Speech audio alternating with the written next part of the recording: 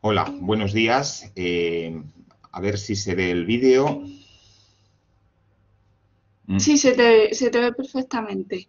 Tienes Y la... se, vale. Lo que no se ve es la presentación, ¿verdad? mm, Vamos a ver si la carga ahora. ahí la tienes, ¿verdad? Si la estoy viendo, efectivamente. Sí. Buenos días, gracias por organizar este congreso y efectivamente mi compañero Sergio Pérez, profesor de la UNED de Zamora y yo mismo, investigador independiente, queríamos compartir con vosotras y con vosotros la figura de una mujer, doña Elena Rodríguez Bolívar, conocida fundamentalmente por ser la esposa de don Manuel Gómez Moreno, pues el que viene pasando por el padre de la disciplina, tanto arqueológica como de la historia del arte en España. Esta es una investigación que llevamos desde hace unos años, Sergio y yo, porque estamos en la tarea de la transcripción del epistolario de don Manuel Gómez Moreno, cuando estaba realizando los primeros catálogos monumentales. Sabéis que hizo 4 catálogos monumentales, es quien más catálogos firmó y posiblemente están entre los mejores en 4 provincias castellano-leonesas. Gracias a ese epistolario, sostenido fundamentalmente con sus padres, con su novia y después esposa, Elena Rodríguez Bolívar, hemos pues ido viendo la importancia que esta mujer, que no fue arqueóloga, pero tuvo a la hora de sostener, en su caso, a la vocación de su marido, con todas las dificultades económicas y también con todo el apoyo que es no económico, y a la vez también hemos podido ir comprobando como una mujer cultísima, ya desde muy joven, pianista. De hecho, pues fue una gran pianista que no desarrolló su vocación porque se dedicó a la crianza cuando comenzaron a llegar los hijos. Hemos ido viendo, decíamos, cómo también tuvo una importancia mayor de lo que desde luego podíamos imaginar en la disciplina arqueológica, de la mano, lógicamente, de su marido en este caso. Pero las cartas también nos descubren otras cuestiones y otras cuestiones que es pertinente pues recordar en este cercano 8 de marzo que hemos pasado, el texto y la página web que, alojada en el Consejo Superior de Investigaciones Científicas, escribió Fernando Arce, reivindicando también la figura de esta mujer, de Elena Rodríguez Bolívar, porque vemos a través de este epistolario, es verdad que tanto a Sergio como a mí nos da un poco de escrúpulo transcribir las cuestiones que son privadas y que son privadas entre dos personas, y hasta qué punto los historiadores y las historiadoras de después tenemos derecho a airear determinadas cuestiones, ¿no? Si bien en las ediciones omitimos todas estas cosas, en una ponencia como esta sí que tiene sentido recuperar algunas frases, sobre todo porque descubre una relación de tú a tú, tanto cuando eran novios como después de casados, una relación de tú a tú que en los primerísimos años del siglo XX no era frecuente. Con esto no queremos decir que doña Elena Rodríguez Bolívar fuera una protofeminista, porque no lo fue, pero sí que tenía una conciencia muy clara de que había nacido mujer en una sociedad, vamos a llamarla de provincias, como fue pues la Granada de principios del siglo XX, cuál era su papel, pero también cuáles eran las desigualdades y las desventajas que, aunque digamos no las criticara públicamente o con un interés vindicativo, sí que las reivindicaba en el foro interno y también en el epistolario. Es decir, nunca se achantó ante don Manuel, mostró un carácter fuerte siempre en las cartas. Don Manuel, lógicamente, era consciente de ello y además también era parte del atractivo pues, que le suponía estar con una mujer independiente, de criterio, aunque, insisto, pues dentro de una mentalidad católica tradicional en la que fue la que el matrimonio compartió. Observamos unos indicios que no son frecuentes para las mujeres de comienzos del siglo XX. La relación, por tanto, de pareja fue de tú a tú, expresada en múltiples ocasiones y una de las constantes que veremos que aparecen en este epistolario es pues, la diferente condición por haber nacido varón, por haber nacido mujer, y un emplazamiento peculiar donde todo esto se va a cristalizar va a ser en la ciudad de Zamora. Zamora, que fue la tercera de las provincias catalogadas por don Manuel Gómez Moreno entre los años 1903 y 1904. A Zamora, en parte del periplo de las dos expediciones que hace a Zamora, fue acompañado por su entonces recién mujer, se habían casado en el año 1903, y hora es, por tanto, de que comencemos a plantear cuáles eran las relaciones primero familiares y cuál es la labor de doña Elena en todo este proceso cuando la arqueología sistemática, digamos, se encontraba en sus inicios y también la historia del arte.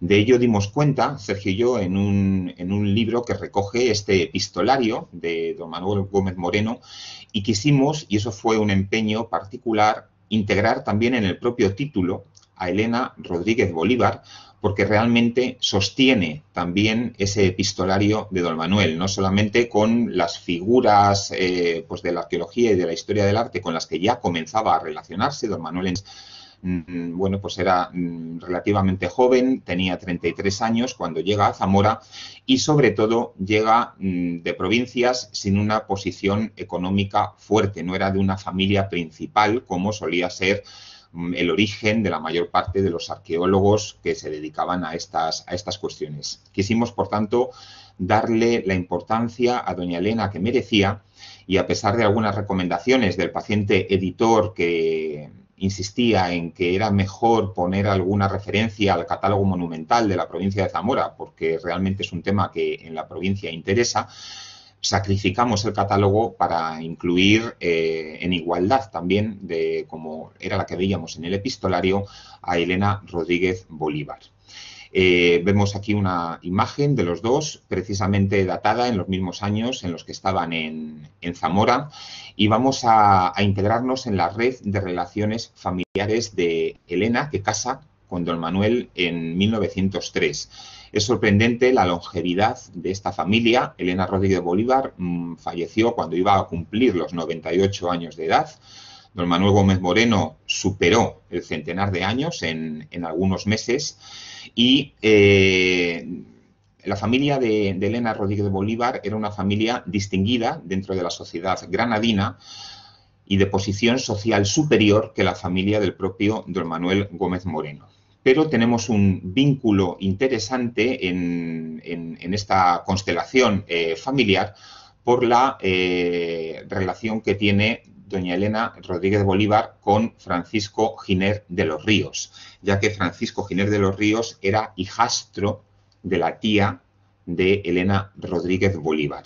Y a la vez también tenemos otro vínculo importante, y es que el padre de don Manuel Gómez Moreno, que realmente el nombre completo sería Manuel Gómez Moreno Martínez, el padre, Manuel Gómez Moreno González, estaba ya vinculado por relaciones de amistad con los Rodríguez Bolívar, concretamente con Manuel Rodríguez Bolívar, el padre de Elena, que morirá cuando Elena era muy niña, y de hecho uno de los libros fundamentales del padre de Manuel Gómez Moreno, que al parecer también el hijo tuvo participación pero no quiso firmarlo, lo dedica pues al tío de Elena, a Eduardo Rodríguez Bolívar. Es decir, Elena era una mujer de buena familia, era una mujer culta, cultísima, y toda esta cultura, además de sus propias dotes y carácter, van a ayudar de manera importante en la labor de Manuel.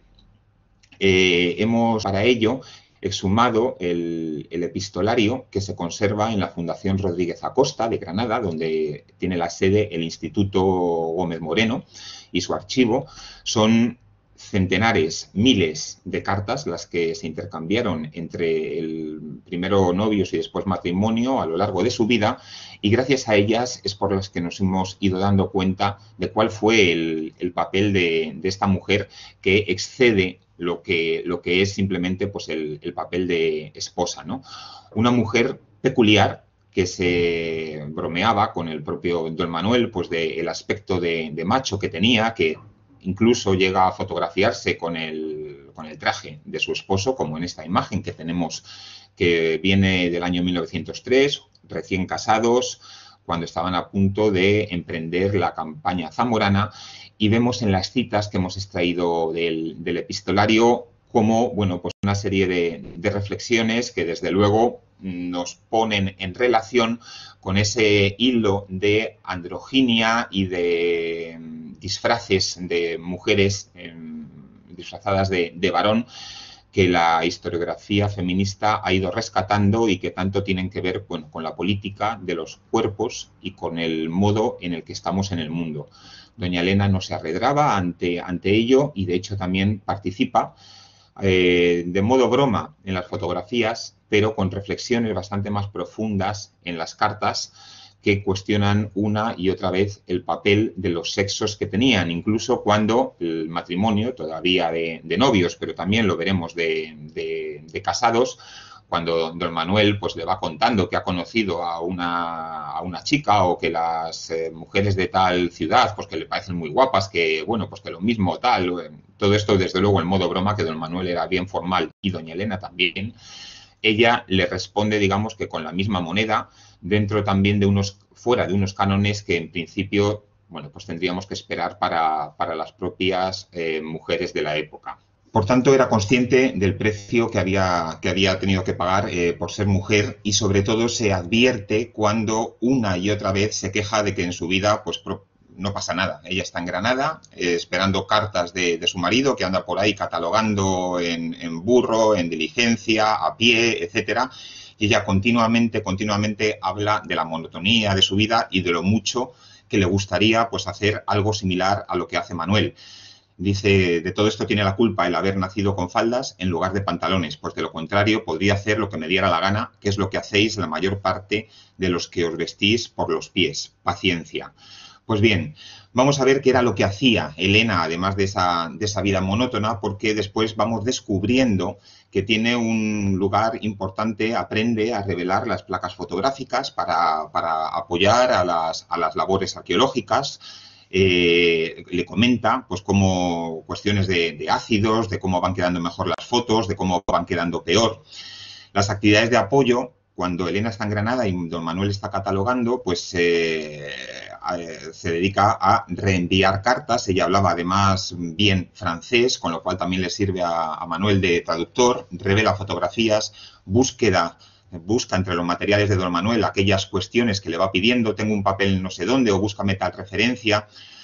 Las labores de sostenimiento de la vida y sobre todo de la vida social de don Manuel, esto lo hará continuamente, le envía dulces para que regale a esta persona o a aquella otra. Después veremos que también transcribe en limpio los originales de los catálogos.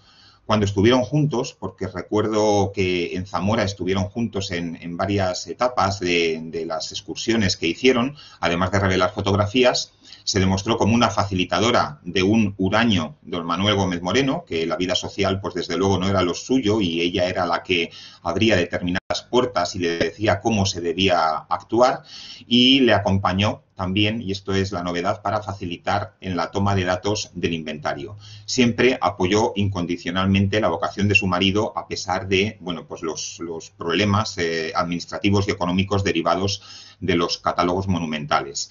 Una de las cuestiones a las que tuvo que hacer frente Elena Rodríguez Bolívar fue a la creación de una caligrafía distinta, una caligrafía bonita y nueva para transcribir el catálogo de Zamora.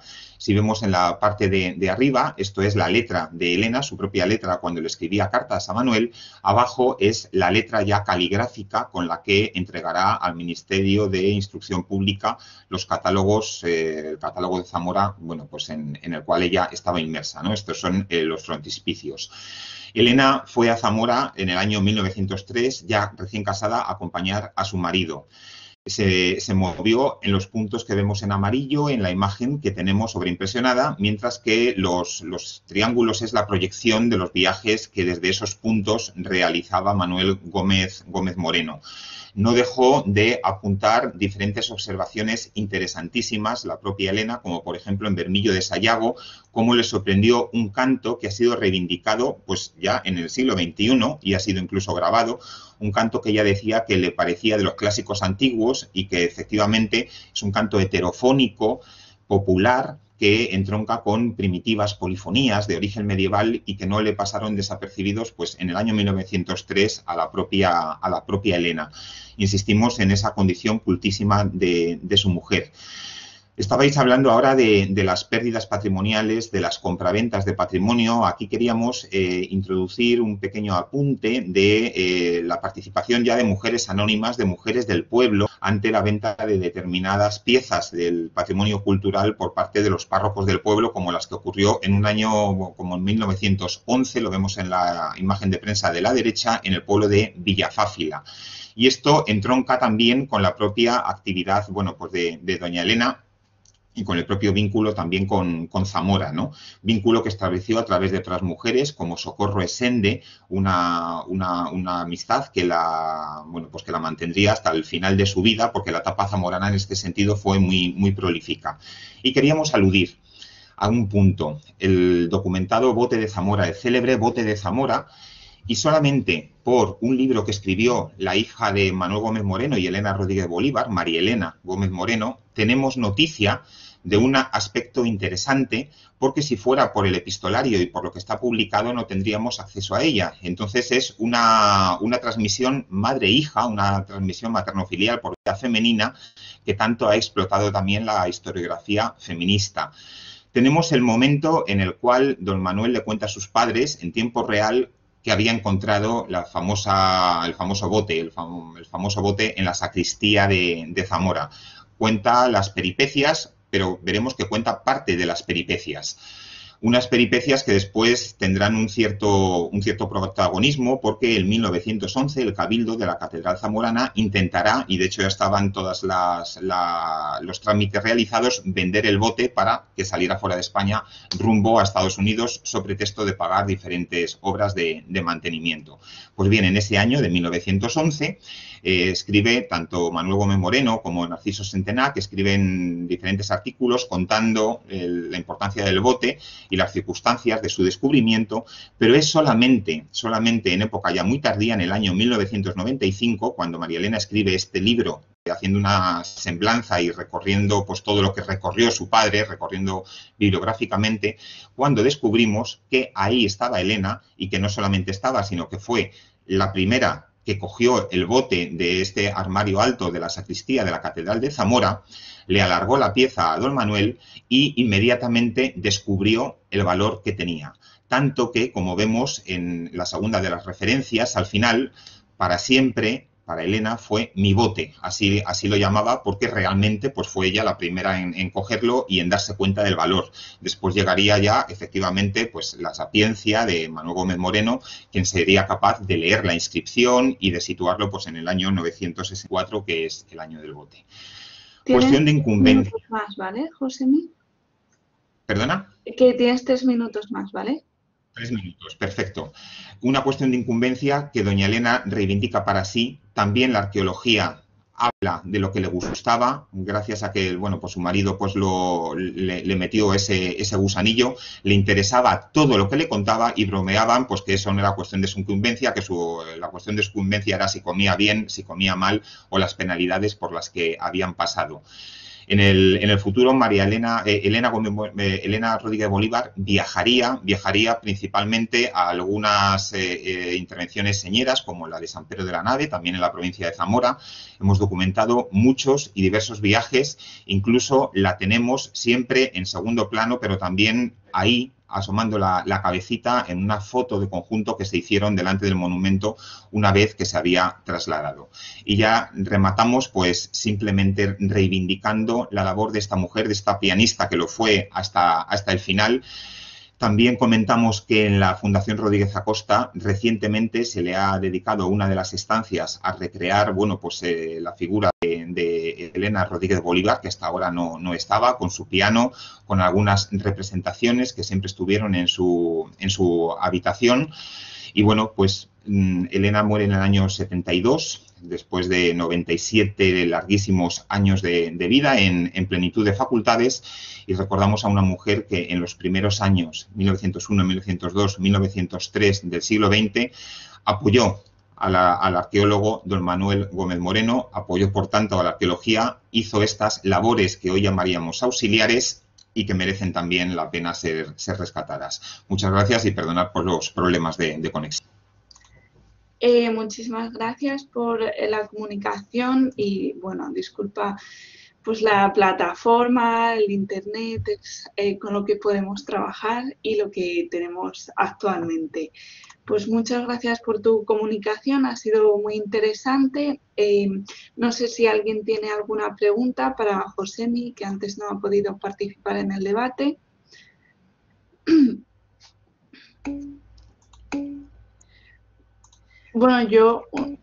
Bueno, Francisco quería preguntar algo. Yo simplemente pues señalar que una de las características que tienen estas mujeres que hemos visto es que tienen como una formación muy completa, no solo les interesa la arqueología, sino que también hemos visto pues que toca el piano, tienen que tener una formación en cultura muy, muy general, ¿no? Sí, efectivamente. Y queremos insistir en estas cuestiones de sostenimiento también de la vida, que forman parte de la arqueología o forman parte de cualquier profesión. Es decir, don Manuel no dio un paso nunca sin consultárselo a Elena. Tuvieron 6 hijos, que eso lo veíamos solamente en el cuadro, de los cuales 3 se malograron, los 3 varones, y continuaron las hijas. Las 3 hijas del matrimonio continuaron los pasos, digamos, del padre y los pasos pues que también eran de la madre por esta labor, ¿no?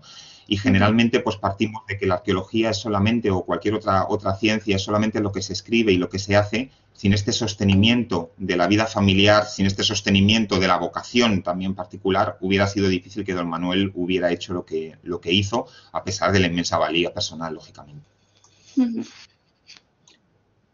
Muy bien, no sé si Francisco ha escrito la pregunta. Ay, no sé si la formulo sí. o la hago. No, te vemos, sí. Bueno, nada, muchas gracias, Josemi y Sergio. A mí me gustaría, por un lado, recomendar la lectura del epistolario que han transcrito Josemi y Sergio, porque es muy interesante, como él dice, y creo que ayudó también al propio Gómez Moreno a reflexionar sobre aquello que estaba viendo, porque Elena lo que hace es como una imagen especular, ¿no? En ese camino de ida y vuelta le ayudó sin duda a ordenar sus conocimientos. Pero mi pregunta era en torno a las hijas de Manuel y de Elena, porque os habéis encontrado, yo tengo la sensación que luego Natividad y María Elena, de alguna manera, lo que hacen es cumplir esas ansias, ¿no? que su madre no había podido desarrollar. ¿Os habéis encontrado alguna referencia en ese ámbito familiar en el que de alguna forma pues se les instigue, ¿no? a seguir el camino del padre, pero en el fondo también indirectamente de la madre? Referencias directas no hemos podido encontrar porque solamente hemos consultado el epistolario desde 1901 a 1909 y por tanto las niñas pues todavía o estaban recién naciendo o todavía no se habían podido desarrollar, ¿no? Pero en eso sí que incide María Elena en el libro del año 95, bueno, claro, pues en la importancia de aquello que habían mamado desde que nacieron, en las piezas en las que se desenvolvieron y las visitas que recibían, ¿no?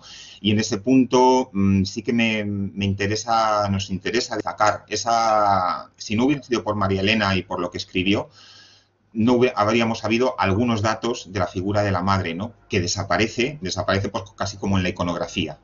Por lo tanto, no podemos responder con respecto a lo que el epistolario nos dice porque no hemos avanzado todavía más en años, pero la respuesta será prácticamente seguro sí, pero todavía no tenemos los datos documentales ad hoc.